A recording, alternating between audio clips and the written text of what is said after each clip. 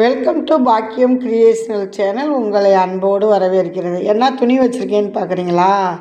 சுடிதார் மேல் டாப் தைக்கிறதுக்குது. இது வந்து லைனிங் கிளாத்து. இப்போ இதை வச்சுருவோம். இதுக்கான அளவு கொடுத்துருக்காங்க. இந்த டாப் அளவுக்கு தான் நம்ம இப்போ தைச்சி கொடுக்க போகிறோம். இதில் சாதாவாக தைச்சிருக்காங்க. நம்ம லைனிங் கொடுத்து இப்போ தைக்க போகிறோம். பாருங்கள், நம்ம நல்லா உயரம் எடுத்து நல்லா நேவி விட்டு கட் பண்ணி எடுத்துக்கிட்டோம். இது வந்து ஃபஸ்ட்டு நம்ம எப்படி தைக்கிறது அப்படின்னு பார்த்துக்குறோம். லைனிங் கிளாத் வந்து ஷோல்டர் மடிப்போடு இருக்குது. கட் பண்ணி எடுத்துக்கிறோம். அப்படியே தச்சு பெரட்டி விட்டுக்கலாமே அப்படின்ட்டு தச்சு பெரட்டுறது தான். சும்மா சிம்பிளாக தான், வேறு எந்த டிசைனும் கிடையாது. இப்போ நம்ம வந்து லைனிங் கிளாத்தை கையில் எடுத்துக்கிட்டு ஒரு பக்கத்துக்கு பின் பக்கத்துக்கு ஃபஸ்ட்டு எடுத்துக்கிடுவோம்.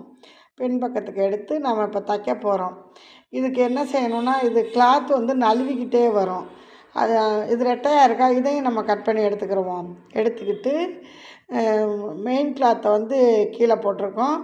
இப்போ நல்ல பக்கம் வந்து நம்மளை பார்த்து வர்ற மாதிரி நம்ம போடணும். ஏன்னா தச்சு பெரட்ட போகிறோம். அதுக்காக இந்த மாதிரி கிளாத்து நல்ல கலராக உள்ளது நம்மளை பார்த்தோம். கெட்ட பக்கம் வந்து கீழே போயிடணும்.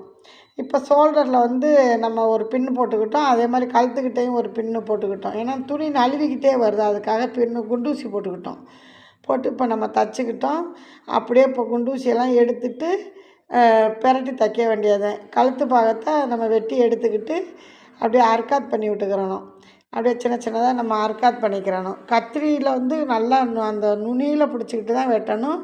துணியை கட் பண்ணிடாமல் பார்த்து நம்ம தையலுக்கு வெளியிலேயே தான் நம்ம கட் பண்ணணும் அர்க்காத்தை. இப்போ அப்படியே பெரட்டுறேன் பாருங்கள். பெரட்டிட்டு நம்ம படிமான தையல் மாதிரி 2 தையல் போட்டுக்கலாம். ரொம்பவே சிம்பிளாக தனியாக கழுத்து வைக்காமல் இது மாதிரி வச்சுக்கிட்டோம்னா ரொம்ப நல்லாயிருக்கும்.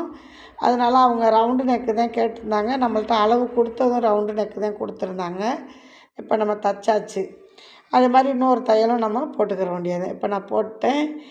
இதுக்கப்புறம் சைட் ஜாயிண்ட்டு இப்போ அதெல்லாம் பிசுறு தெரியாமல் வெட்டிக்கிட்டு நம்ம அப்படியே உருட்டி தைக்க வேண்டியது. ஏன்னா அப்போ தான் தையல் பிரியாது, நிறைய நாள் வரும். அதுக்காக அப்படியே வச்சாச்சு. இப்போ இந்த தையலும் தைச்சாச்சு. மேலே வந்து ஒரு வெள்ளை துணியை வச்சு ஒரு மாதிரி பட்டி கொடுத்துக்கிட்டு இப்போ இந்த பட்டன் நம்ம அழகுக்காக வச்சுக்க போகிறோம். ஓகே ஃப்ரெண்ட்ஸ், லைக் பண்ணி ஷேர் பண்ணி சப்ஸ்கிரைப் பண்ணுங்கள். பாய்.